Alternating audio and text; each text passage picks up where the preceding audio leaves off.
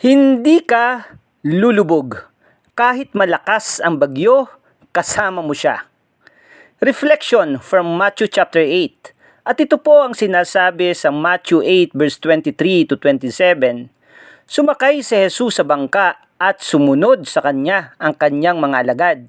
Biglang bumugso ang isang malakas na unos sa lawa, ano pat halos matabunan ng alon ng bangka. Ngunit si Jesus natutulog. Lumapit sila sa kanya at siya'y ginising. Panginoon, iligtas mo kami, mamamatay na tayo.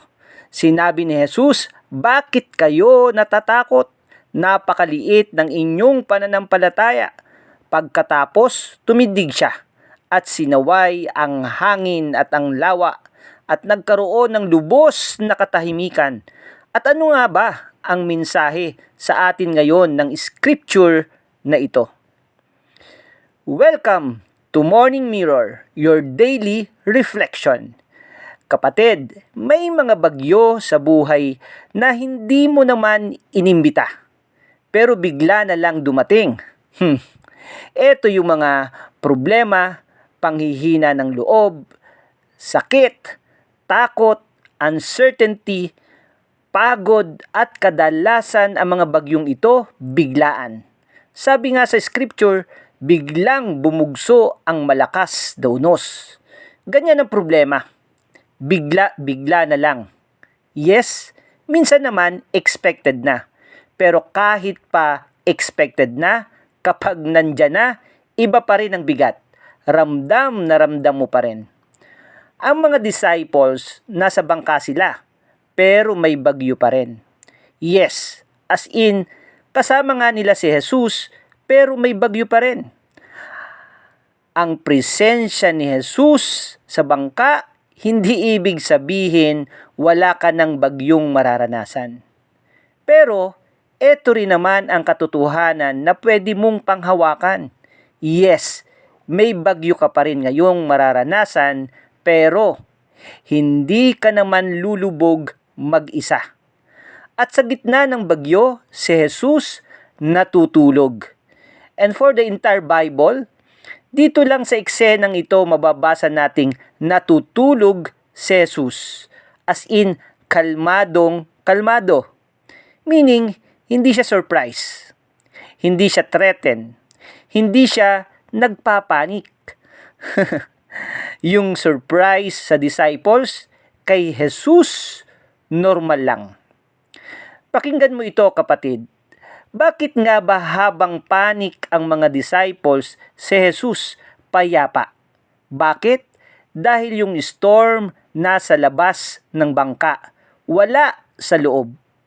Kapatid, may mga problemang dapat nasa labas lang sana.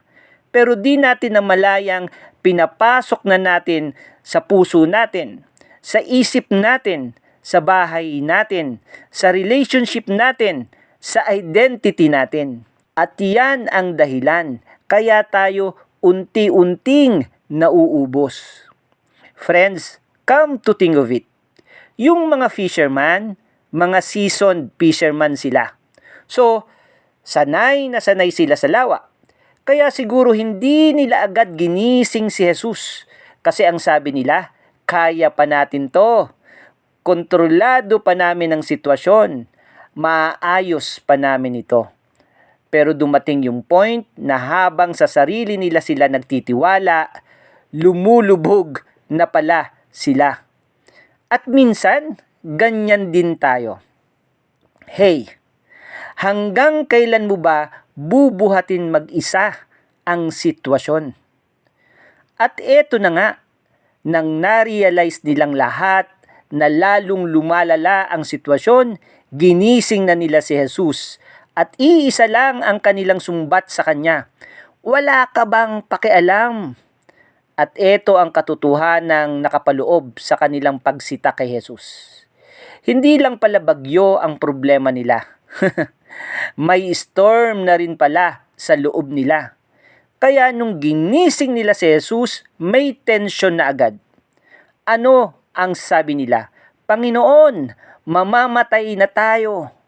Minsan kasi, kapag matagal na tayong pagod, natatakot o nasasaktan, kahit sigad natatanong natin, Lord, wala ka bang pakialam sa amin? At bakit naman parang may hinanakit ang kanilang pagsita kay Jesus? Bakit nga ba? Dahil silang lahat busy. Busy maglimas ng tubig dahil pinapasok na ng tubig ang bangka nila. Busy silang tumingin sa alon, busy silang magpanik. Samantalang si Jesus, payapang payapa, natutulog, parang baby. Kapatid, pakinggan mo ito. Kung saan nakatuon ang iyong paningin, doon lalaki ang epekto sa loob mo. At ito ang dahilan na kapag puro bagyo ang tinitingnan mo, takot din ang lalaki sa'yo. Pero kapag kay Jesus na mahimbing na natutulog nakatuon ang paningin mo, kapatid, kapayapaan ang magiging epekto nito sa'yo. At nung paggising ni Jesus, tumayo siya at sinaway ang hangin. Tumahimik ka, be still. Pero habang sinasaway ni Jesus ang hangin at ang alon, parang hindi lang bagyo ang kinakausap niya, kundi ang mga disciples din. At kung nakikinig ka rin ngayon, maging ikaw ay kinakausap din ngayon ni Jesus.